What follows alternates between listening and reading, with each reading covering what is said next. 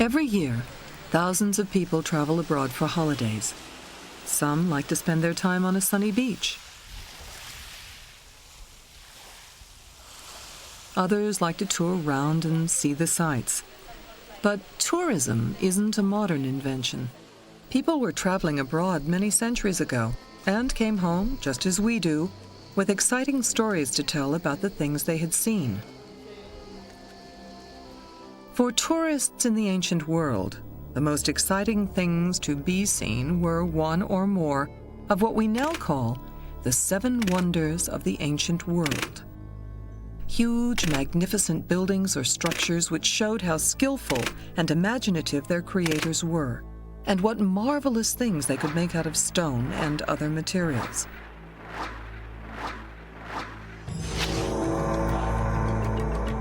Not everyone agreed about what the 7 wonders were. There were several different lists, which together named up to 16 different sites. The best known were put together in the 2nd century BC. Discover the past with exclusive history documentaries from History Hit and uncover the secrets of some of the most famous people and events in history. Delve into the history of the ancients with History Hit's exclusive offering of documentaries. Explore with us the enchanting Temple of Karnak, or take a deep dive into the fascinating prehistory of Scotland. We also aim to bring you the stories and legends that shaped our world through our award-winning podcast network. Sign up now for a free trial, and Odyssey fans get 50% off their first 3 months. Just be sure to use the code Odyssey at checkout. There did gradually come to be a fairly standard list with 7 items on it, but on some of the lists you'll get 1 or 2 of the wonders have dropped off and alternative ones have been put in their place. Quite often we have the walls of Babylon as well as the Hanging Gardens. The Pharos of Alexandria is one that quite often doesn't figure, so there seems to have been a great fluidity in what constituted the 7 wonders. Roman authors put in Roman things, so the Capitol and the Colosseum tended to get there. And then Christians got in Noah's Ark or Solomon's Temple. So it always fixed a bit, but the number 7 seemed to be the one that they always wanted to come up with. But whatever sites they chose, there was one wonder most people agreed about: the 3 huge pyramids built at Giza by the pharaohs or kings of ancient Egypt.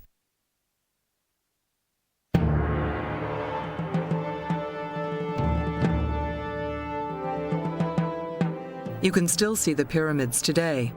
These 3 enormous triangular-sided structures are the tombs in which the pharaohs who built them were buried. The largest of them, the Great Pyramid of Khufu, was built over 4,500 years ago and is the highest and most ancient stone structure in the world. The pyramids, the first of the 7 wonders, may still be here for us to see today and have survived perhaps because they were not in a dangerous area. The other 6 were not so lucky. One of them, the statue of the Greek god Zeus at Olympia, where the ancient Olympic Games were held, stood for only a few years after it was placed in the Temple of Zeus in 430 BC. After only 4 years, the temple was destroyed, possibly in war, and some archaeologists believe that the statue was destroyed with it. Others think it survived for a bit longer, but was destroyed by fire 50 years later in 376 BC. Another wonder of the ancient world, the giant bronze statue of the sun god Helios, known as the Colossus of Rhodes, fell to the ground during an earthquake in about 225 BC.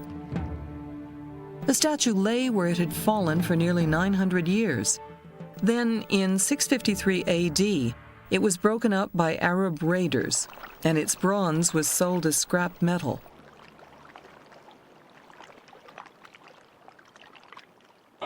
The same happened to the Mausoleum of Halicarnassus, a huge tomb which was wrecked by an earthquake about 1,700 years after it was constructed. Later, its stones were used to make houses in the area close by.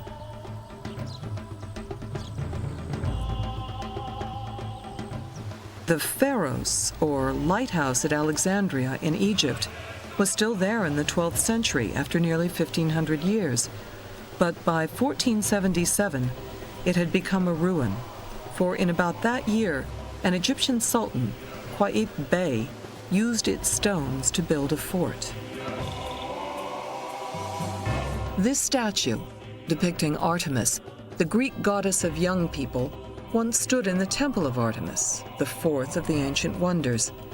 You can see how it looked because it was copied many times before the temple was destroyed in 262 AD, after the barbarian Goths invaded Turkey.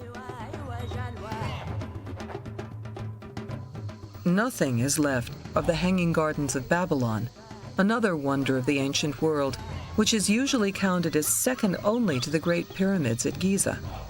At one time, people were not sure that the gardens ever existed.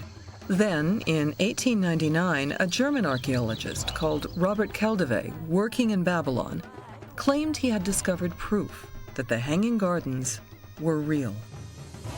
Certainly when I was exploring that area and earlier, no one had found anything which you could say these were the gardens. Keldeve, however, just by the river, found very massive foundations, and they were never satisfactorily explained, though I've identified those later with the basis of what would have been the arched basis for the foundation of the gardens. There is a good reason why the seven wonders were all situated in a fairly small area in and around the eastern Mediterranean. To the writers who described them, this was the ancient world, the place where civilization spread out from Mesopotamia and Egypt, across the sea to Greece, and much later westwards to Rome in Italy. In time, great cities were built, and in them art, sculpture, architecture, literature, mathematics, and other skills developed. Powerful kings arose as rulers, as they did in ancient Egypt.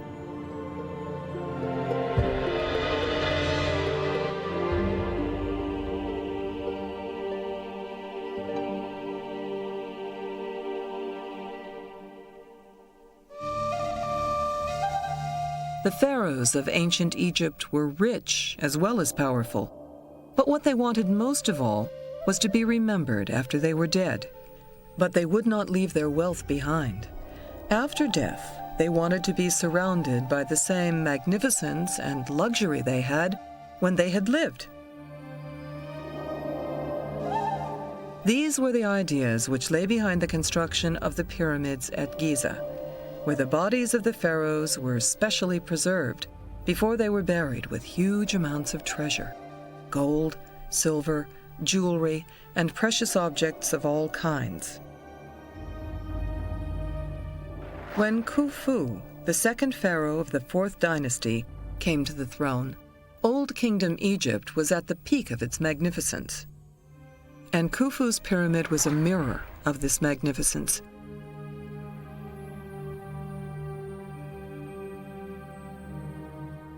Now we are in front of the Great Pyramid, which built by King Khopes, second king of the 4th dynasty, over than 2600 BC. And this one actually was considered like a miracle or a wonder of the 7 wonders of the ancient world still standing until now.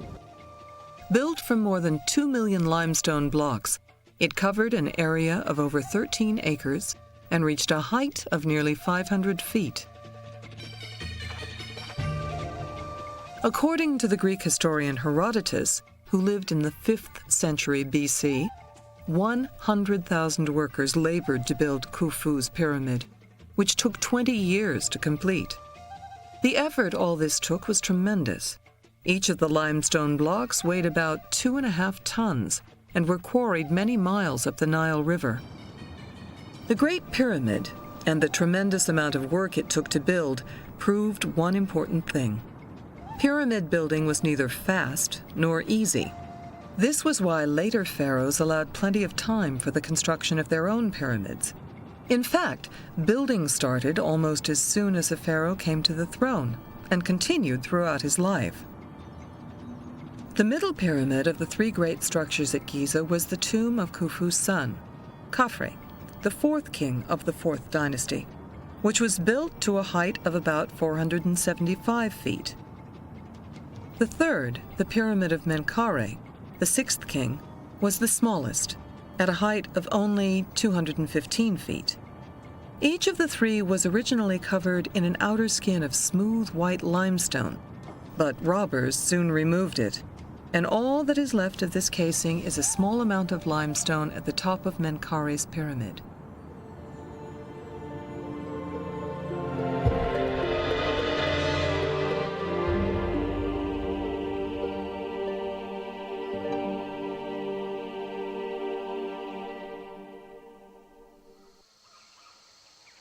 Like the pyramids, the Hanging Gardens were probably the work of a rich and powerful king, Nebuchadnezzar II, king of Babylon in the 6th century BC.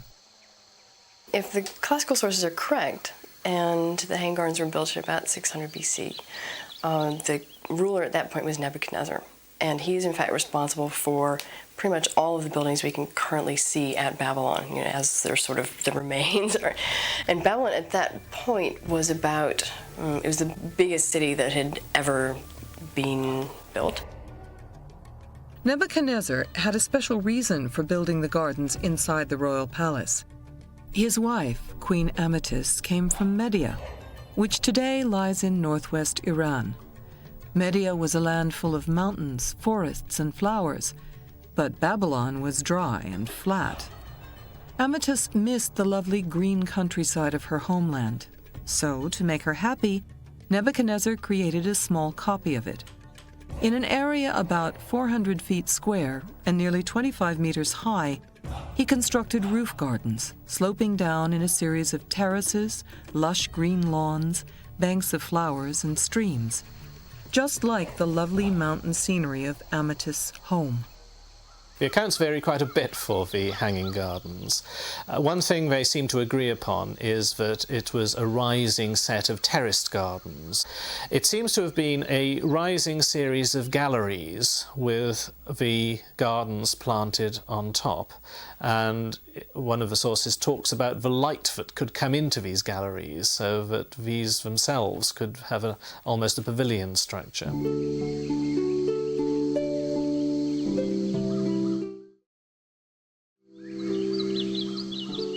Some of the trees in the Hanging Gardens were up to 80 feet high. But the big problem for Nebuchadnezzar and his engineers was how to keep the gardens green and fresh. There was not much rainfall in Babylon, but fortunately there was the nearby Euphrates River, so an irrigation system was constructed. How they raised the water has been the matter of great scientific debate.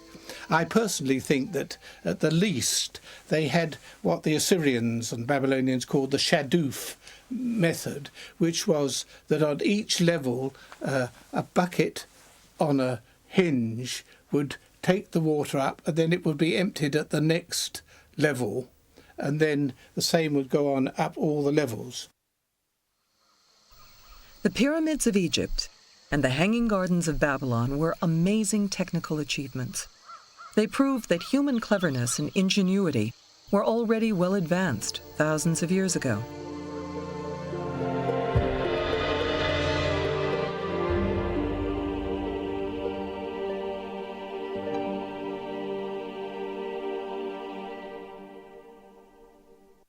The great statue of Zeus, the third of the ancient wonders, was another task of this same ambitious kind. It took 8 years to construct, and its size and richness were immense. The statue was almost 40 feet high and was covered in gold and ivory. It showed Zeus, the father of the Greek gods, sitting on a giant throne. The statue of Zeus at Olympia was made so that the outer surface of it would appear of gold and ivory, but the internal structure would have been made of a framework of wood to support the ivory and gold. Obviously those materials were extremely valuable materials in the ancient world. Gold, a valuable material, ivory, not native to Greece and therefore an exotic material. And when we were dealing with a statue on the scale of the statue of Zeus, some 40 feet high, we're talking about large quantities of these materials. The sculptor who made this magnificent statue was called Phidias, and this was one of his great masterpieces. Phidias lived and worked in Athens between about 490 and 430 BC, and he was probably the most famous sculptor of his time.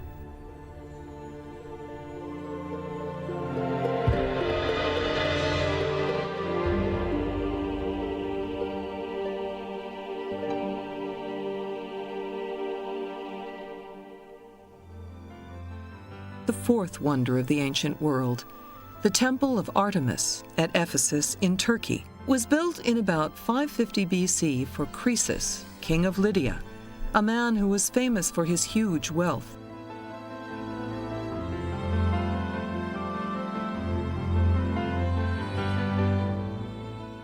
The Temple of Artemis certainly had everything money could buy in the ancient world, except security. The first temple was destroyed in a battle soon after it was built. The second managed to survive for nearly 2 centuries, until it was burned down in 356 BC. Once again, the Temple of Artemis had to be rebuilt. Pliny the Elder described it as an enormous marble structure, almost 430 feet long. Pliny counted 127 columns, which rose nearly 60 feet from the base of the temple to the roof. So the effect would have been a forest of these tall, Ionic style columns, which would have made the building seem monumental and much more impressive. Naturally enough, this third temple became famous throughout the ancient world, and tourists flocked to Lydia to marvel at its magnificence. Many of them returned home with a fine souvenir, a copy in silver of the huge statue of Artemis, which was made of gold, ebony, silver, and black stone. The temple was destroyed in the 3rd century AD, and after that it was never rebuilt. It was too expensive to be done easily, and of course the rise of Christianity made it increasingly inappropriate to do anything like that, so that it remained there outside the city of Ephesus, and not surprisingly began to be used as a quarry.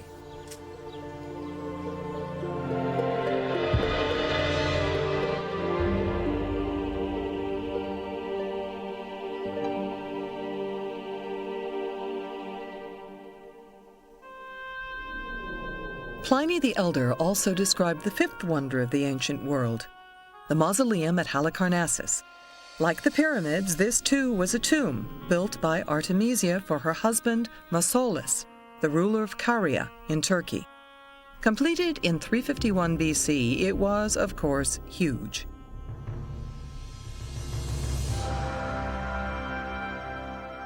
It measured 410 feet all round, with 36 columns round the outside and a pyramid of 24 steps leading to the top. There, the architect of the mausoleum, Pythios, placed a marble sculpture of a chariot drawn by 4 horses. There were other sculptures too, a 10-foot-high statue of Mausolus and a frieze or band of carvings showing Greeks fighting the Amazons, the famous female warriors of Greek legend. The Mausoleum at Halicarnassus was also found in a fairly poor condition when it was excavated in the 19th century. Up until the 16th century, it seems to have survived quite substantially, but then a great deal of its material was removed by the Knights of St. John at Malta, who had a large castle at Bodrum, either in order to build the castle itself or in order to make mortar to hold the walls together. Some fragments from the mausoleum have been found actually in the castle, but a lot of it has just disappeared forever.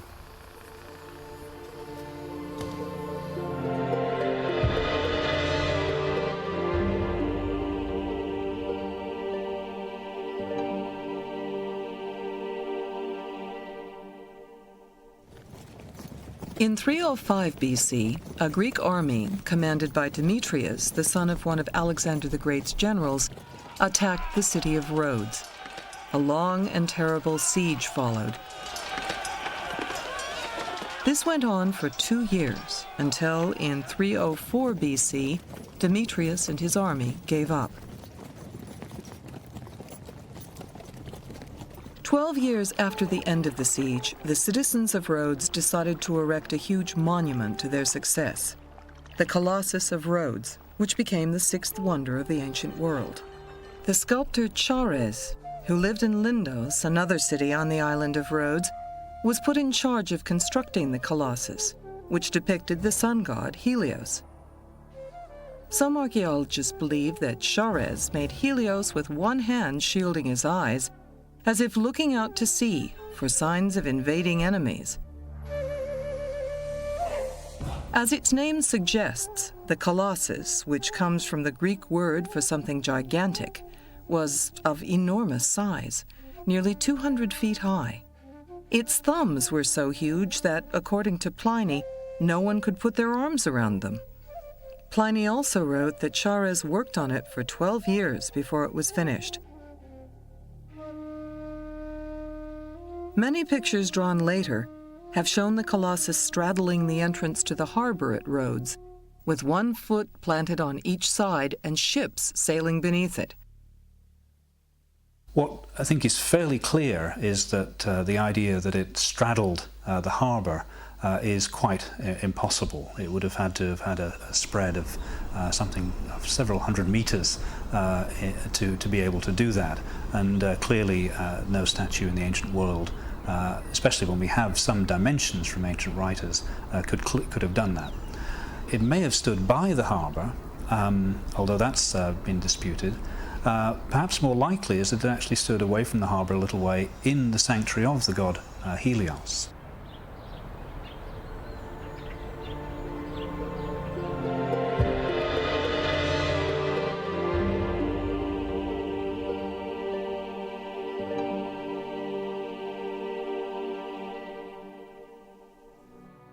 Like the Colossus, the 7th and last wonder of the ancient world stood at the entrance to a harbor, the harbor of Alexandria in Egypt. This was the city built in 332 BC by the famous Greek commander Alexander the Great, and it was named after him. Alexandria was the capital of Egypt for nearly 1,000 years, until 642 AD, when Egypt was conquered by the Muslim Arabs. It was also a very busy port, and in about 280 BC, the pharaoh, Ptolemy II, decided to build a lighthouse on the small island of Pharos so that ships could be safely guided into the harbor. Like the other wonders of the ancient world, the Pharos of Alexandria, as the lighthouse was called, was an amazing piece of technology. It stood 360 feet high and was constructed in 3 stages. The first was square, the second was octagonal with 8 sides, and the top was round. Here a fire burned at night and could be seen far out to sea by approaching ships. Now, the engineering feat's not merely in building the lighthouse, but if one thinks about it, of keeping that beacon going, because beacons need fuel. This beacon is a long way up in the air. There must be a constant trail of people carrying the fuel up to keep this beacon running. It's still very remarkable indeed. It is a massive construction, and it would have been no easy thing to keep that beacon aflame. The Pharos of Alexandria, like all the 7 wonders except for the pyramids, became a lost treasure of the ancient world a very long time ago. Today, a few small remnants or ruins remain, like the single column at Ephesus, which is all that is left of the once great temple of Artemis. Even so, the idea of the 7 wonders lived on, and people were still making new lists of them in the 8th century AD. In fact, the 7 wonders we recognize today were not finalized until the time of the Renaissance, in the 15th century. Some of the wonders have left their mark on the modern world. Queen Artemis of Caria, for instance, was determined that her husband's tomb, the Mausoleum of Halicarnassus, should be the largest and most magnificent in the world. It was. And today, any great tomb, especially those built for famous people, is called a mausoleum. The Pharos of Alexandria proved to be the model for all lighthouses built after it, and its name has even entered some languages. The Romans called a lighthouse Pharos in Latin. Today, in Italian and Spanish, a lighthouse is Faro. In French, it is phare. In addition, the way in which Phidias made his ivory and wood statue of Zeus look like a living, breathing human being was copied by artists and sculptors many centuries later. Even today, our ideas of what statues of people should look like are influenced by Phidias' sculpture. But even though nothing remains of the great masterpiece he created at Olympia, one very small but very personal memento of Phidias has been found. In 1958, German archaeologists uncovered the great sculptor's workshop.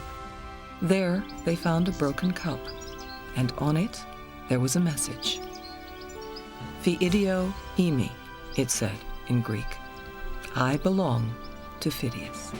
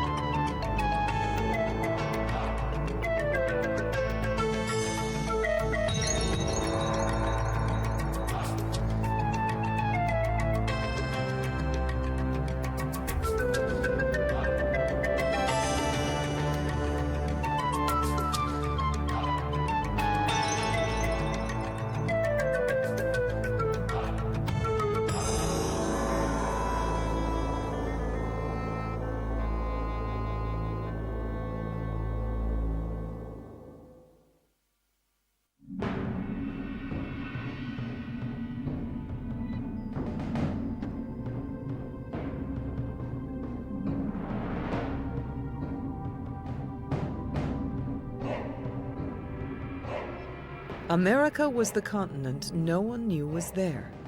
When Christopher Columbus arrived in 1492, he thought he was in an outlying region of Asia. Instead, he landed in a new world where people had lived for 20,000 years.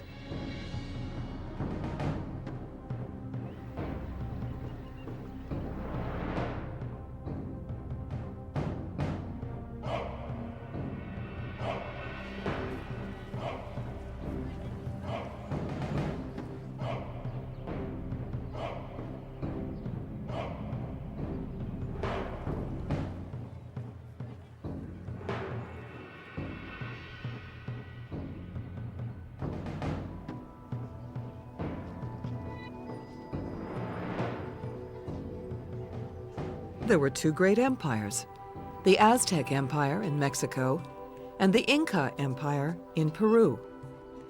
The Aztecs ruled all Mexico from the Atlantic to the Pacific coasts and ruled it harshly. The Inca Empire was even more amazing. The Incas called it Tahuantinsuyu, the land of the four quarters, and it stretched for nearly 5,000 kilometers along the high Andes Mountains from Ecuador in the north to Chile in the south. The Aztecs of Mexico also lived in a high mountain region, the Valley of Mexico. Like Tahuantinsuyu, the valley was always under threat from erupting volcanoes. Both the Aztecs and Incas built their empires by conquering the surrounding peoples, and both were sun worshippers. After explorers found that America was a new continent, the Spaniards who followed Columbus discovered what an amazing world it was.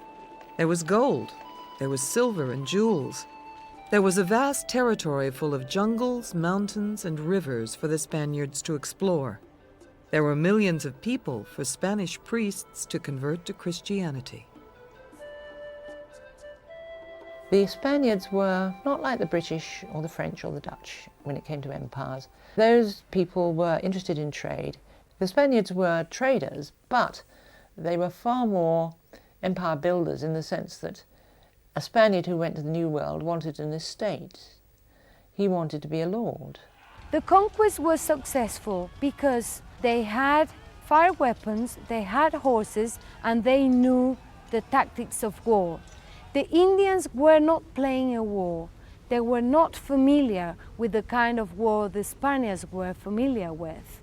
The ancient Mexicans were used to conquer and find people to sacrifice to their gods, but they weren't used to just kill people for the sake of killing people. They had two different and opposing ideas as to what war was. And it's only after Columbus gets to the Americas, the New World, but in many senses an old world, a world where there are already major civilizations that have come and gone, and where major civilizations of the Incas and the Aztecs offered new opportunities, the fast buck, if you like, of getting at the gold and silver that these people had already mined and purified. And that became some of the motivation for further conquest and expansion.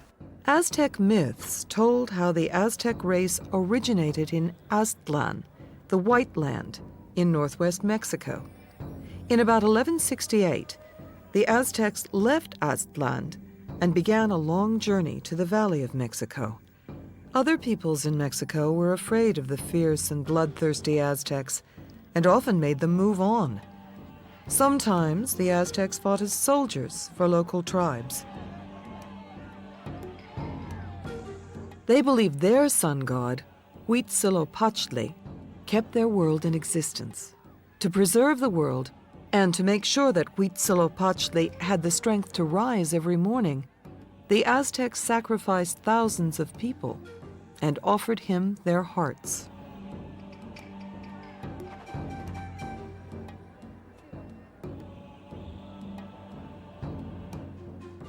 Behind us is the great temple of the Aztecs. The left-hand side is the temple of Huitzilopochtli, the tribal god of the Aztecs, the god of war.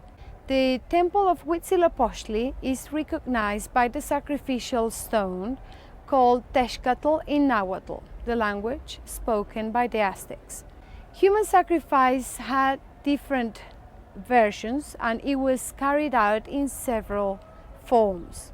The most common way of human sacrifice was to extend the victim on the sacrificial stone, stretching the body, touting the chest, so that the priest could insert the sacrificial knife and get the heart out.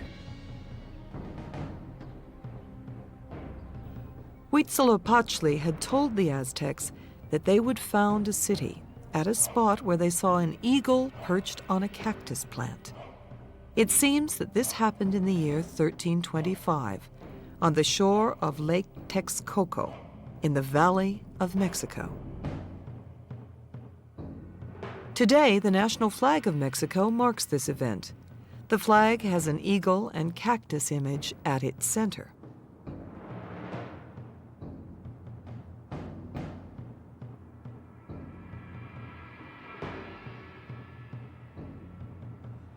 The site of the Aztec city Tenochtitlan, the place of the prickly pear cactus, was marshy and full of reeds. But the Aztecs were determined to survive.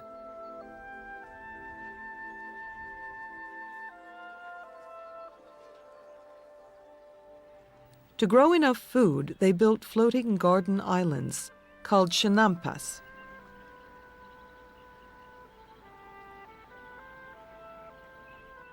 These were made from water plants and mud from the bottom of the lake, held in place by walls of woven reeds. Eventually, the Aztecs found that almost anything would grow on the chinampas.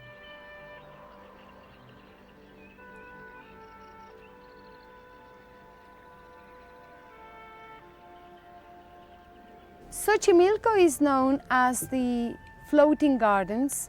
area by tourists.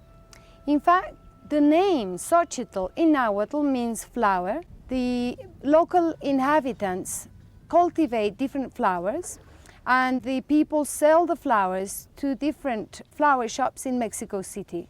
In Aztec times, this area was important because it actually fed Tenochtitlan, the Aztec capital. People were able to use the canals to transport their goods as well as people. On the 8th of November, 1519, 400 Spaniards led by Hernan Cortez marched along the pass between the twin volcanoes Popocatépetl and Tlaxtacuatl to reach the Valley of Mexico. They were amazed by what they saw.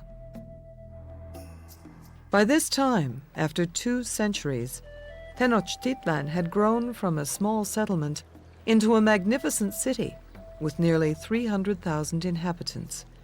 3 giant causeways built over the marshes connected the city to the shore. Each causeway was over 4 kilometers long. Each was wide enough to take 10 men riding next to each other. One Spaniard, Bernal Diaz del Castillo, described this magical sight. When we saw all those cities and villages built in the water, and these great towns and pyramids and buildings rising from the water, all made of stone, seemed like an enchanted vision. Indeed, some of our soldiers asked whether it was not all a dream. Later, when the Spaniards explored Tenochtitlan, they saw the beautiful jewelry and other objects made by Aztec craftsmen, and visited the huge markets where they could buy all sorts of food, herbs, medicines, wood, paper, feathers, shells, and other supplies. The Spaniards also discovered a great deal about the Aztecs.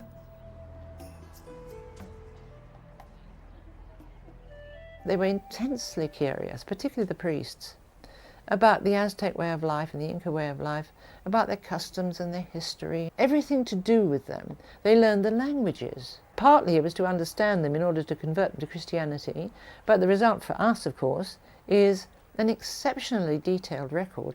In fact, the Aztecs, and perhaps the Incas too, are the most comprehensively recorded ancient people in the world.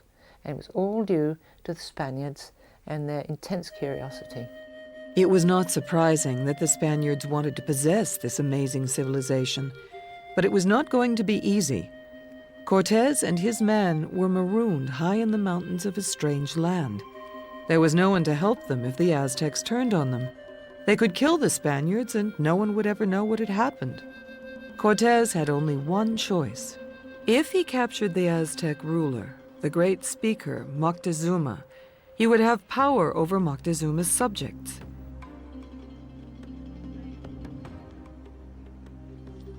The surprising thing was that Moctezuma helped Cortez carry out his plan. There was a prophecy in Mexico that the god, Quetzalcoatl, the plumed serpent, would one day return to reclaim the Aztec Empire. Moctezuma believed this prophecy. He also believed that Cortez and Quetzalcoatl were one and the same. It was history's greatest case of mistaken identity, and Cortez made the most of it. Moctezuma did not resist when Cortez took him prisoner. The great speaker agreed to swear loyalty to the King of Spain, build a church on the Temple Tower in Tenochtitlan, and give Cortez great quantities of gold. Unlike their ruler, Moctezuma's Aztec subjects had realized that the Spaniards were not gods. They were human, and they were dangerous. The Aztecs rebelled, and a huge crowd of them came to Moctezuma's palace to demand that he throw out Cortez and his men. Moctezuma tried to calm them down, but they threw stones at him. Shortly afterwards, Moctezuma died. Now there was only one thing for Cortez to do. He had to get out of Tenochtitlan, and he had to get out fast.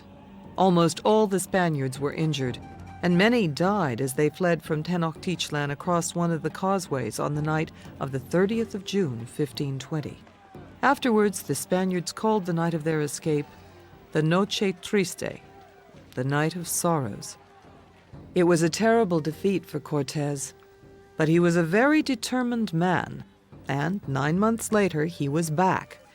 Now nothing was going to stop him from capturing Tenochtitlan and defeating the Aztecs once and for all. This time Cortez had allies, 100,000 Mexicans who were subjects of the Aztecs and wanted revenge on their cruel masters. The Spaniards had built ships on the lake and equipped them with guns. These guns pounded the great Aztec city for days on end. The siege of Tenochtitlan began in early June, 1521. It lasted 7 weeks. Finally, on the 13th of August, Tenochtitlan, or rather its smoking, blood-stained ruins, fell into Spanish hands. In 1521, the Spaniards called Tenochtitlan New Spain. It was the end of the Aztec Empire, and it was the beginning of New Spain. The conquest of Mexico and the news of the great wealth it contained caused great excitement in the Spanish colonies in the Caribbean, inspiring other Spaniards to emulate Cortez's phenomenal success. One of them was Francisco Pizarro.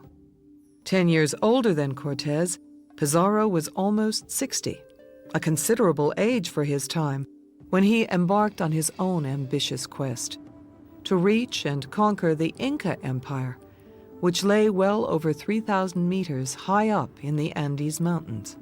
It would be another extraordinary, though costly and blood-stained adventure, and one in which history would repeat itself with fateful accuracy. For Pizarro, his motives had already been shaped to a large extent by knowledge of what Cortez had done. He was filled with the stories of how it was possible to go to a place that had a major state-run organization, but to take it over using Spanish technologies, the horse, the sword. There was knowledge of the area from visits to the coast of Peru the year before. This empire was called Biru. Pizarro renamed it Peru, and he set out with 180 men and 37 horses in the summer of 1531.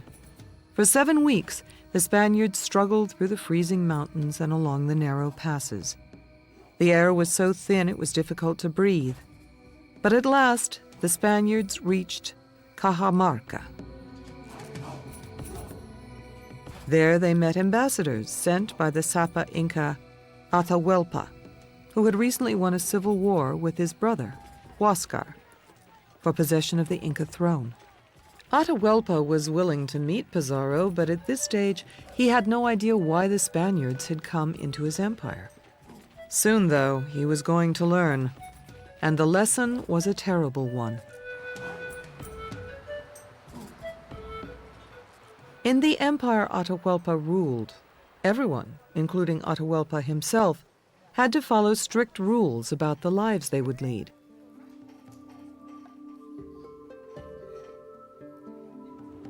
A son whose father was a farmer was also a farmer and worked on the terraces cut into the steep mountainside to produce maize, potatoes, fruits, and other foods.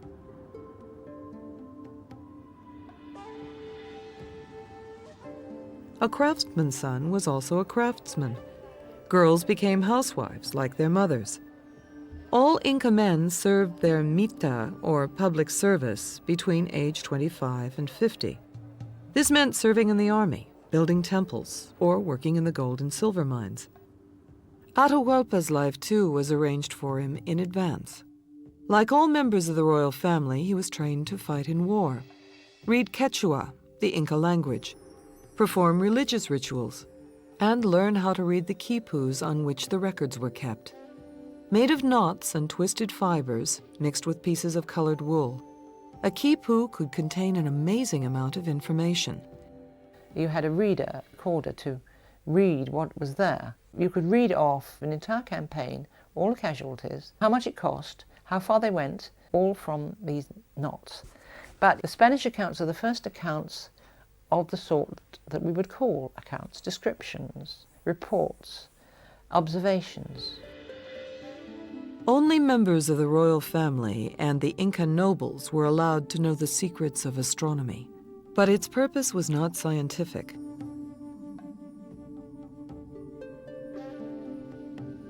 The Incas observed the stars and planets so they could organize their calendar and work out the proper time to plant crops.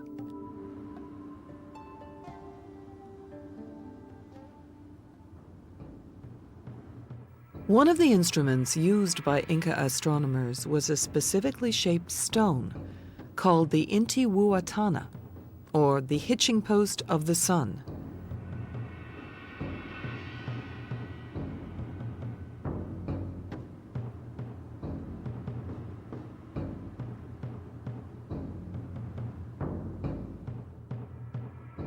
One of them can still be seen in the Inca fortress of Machu Picchu, which lies over 2,000 meters up in the high Andes. For many centuries, Machu Picchu was a lost city. The Spaniards never found it, and it was not discovered until 1911.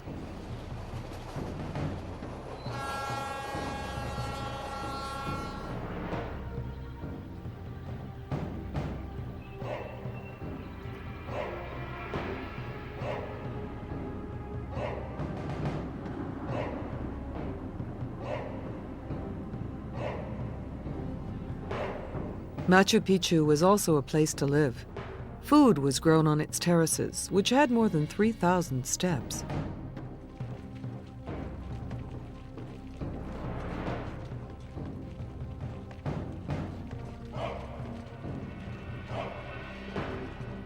There were houses and a temple built of stone. The Incas were very clever builders. They could fit blocks of stone together exactly, without any mortar to keep them in place. But it was a very tough life living so high up in the mountains. The Intihuatana at Machu Picchu was probably used to study the movements of the sun, the moon, and planets like Jupiter, Mars, or Mercury. You have to stay overnight because you have to get up very, very early in the morning before the sun rises. As long as it's not misty, you will see it, the sky turn pink and orange. And there's a ridge opposite the Intihuatana, and the sun strikes over this ridge at about 6 in the morning in December, which was midsummer, and like a laser beam it strikes directly on this Intihuatana. It is the most magical sight. And from this, Incas and a prince like Atahualpa, who was trained in astronomy, would observe the movements of the sun and the moon and some of the planets. The Andes are one of the most dramatic landscapes in the world. There are mountains rising to 6,000 metres, snow-capped peaks, and then the land falling down towards the coast. You're also near the equator, so the sun is amazingly strong, and that creates very large differences. Daytime temperatures can be very hot, but nighttime temperatures fall below freezing. And in fact, the climate changes more during one day than it changes during the year. But nonetheless, you've got very dry seasons when very little can be grown unless you've got irrigation, and wet seasons when crops can be grown. And as you walk up the Andes, you find it more and more difficult to breathe as the air has less and less oxygen in it. Although, like the Aztecs, the Incas worshipped the sun, they did not perform human sacrifice nearly as often. Usually they sacrificed llamas, guinea pigs, cocoa leaves, maize and other food, gold and silver ornaments, carvings, or feathers. Even so, they were just as superstitious as the Aztecs.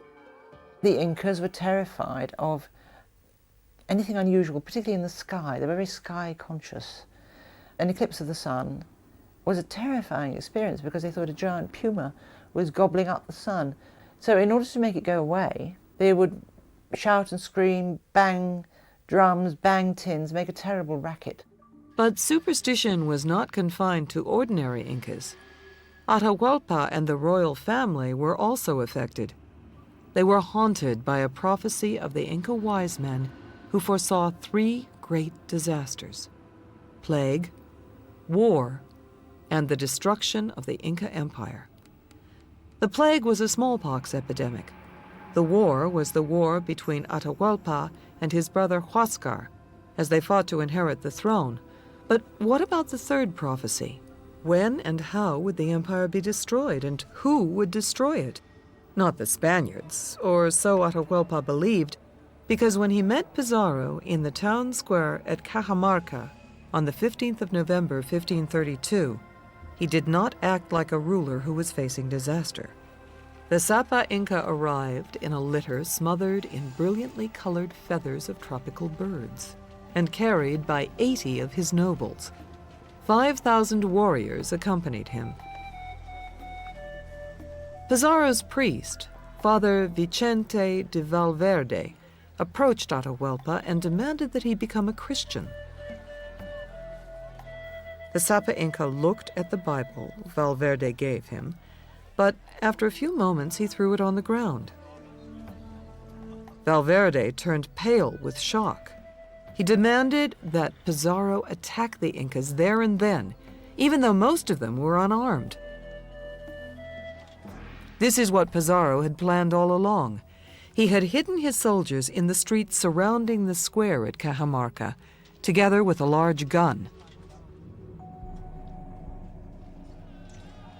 Now he gave the signal to fire. The gun boomed out, echoing round the square, and the Spaniards rushed in and began stabbing and slashing with their swords and firing their muskets straight into the crowds desperately trying to escape. Meanwhile, Pizarro rushed up to the litter, grabbed Atahualpa by the hair, and pulled him to the ground. Atahualpa's hands were tied, and he was pushed through the struggling crowd into a nearby house. When night fell over Cajamarca, over 6,000 Incas lay dead in and around the square, and Atahualpa was Pizarro's prisoner. The Spaniards thought that Atahualpa was an ignorant barbarian, but that wasn't true. Soon Atahualpa worked out a plan to gain his freedom. He made Pizarro an astonishing offer, a ransom made up of a room full of gold and 2 rooms of silver. When the rooms were full, they contained treasure worth about 3 million pounds. Now, Atahualpa naturally expected Pizarro to let him go. But Pizarro could not do that. He realized that the Incas would obey any order Atahualpa gave them, and that might include killing all the Spaniards. No, Pizarro decided, Atahualpa had to die. It was the only way. Pizarro already had the excuse he needed. During his imprisonment, Atahualpa had ordered the death of his brother and rival, Huáscar. His orders were, of course, carried out. This made it possible for the Spaniards to accuse Atahualpa of murder and condemn him to death. Atahualpa was executed in the square at Cajamarca on the night of Saturday, the 29th of August, 1533. At the very last minute, he agreed to become a Christian, and so escaped the horrific death of a heretic, being burned at the stake. Pizarro, who had wept when Atahualpa pleaded with him for his life, ordered all his men to attend the funeral.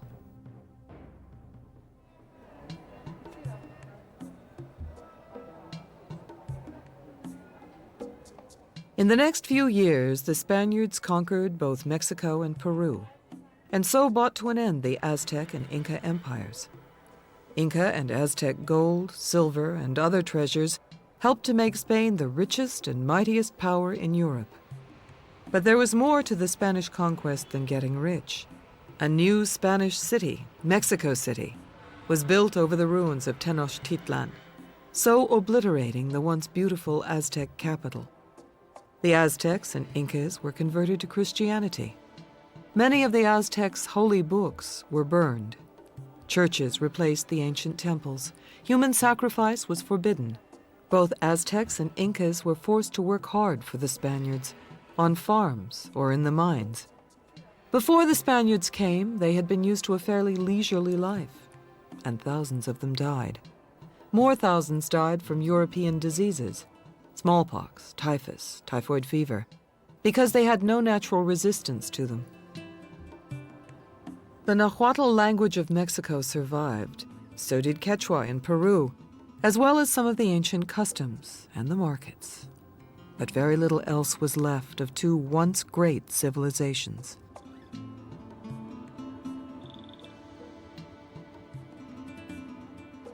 There would be other European empires in the world, the British, the French, the Dutch, the Portuguese, but none of them destroyed the peoples they conquered so thoroughly or so cruelly as the Spanish Empire in America.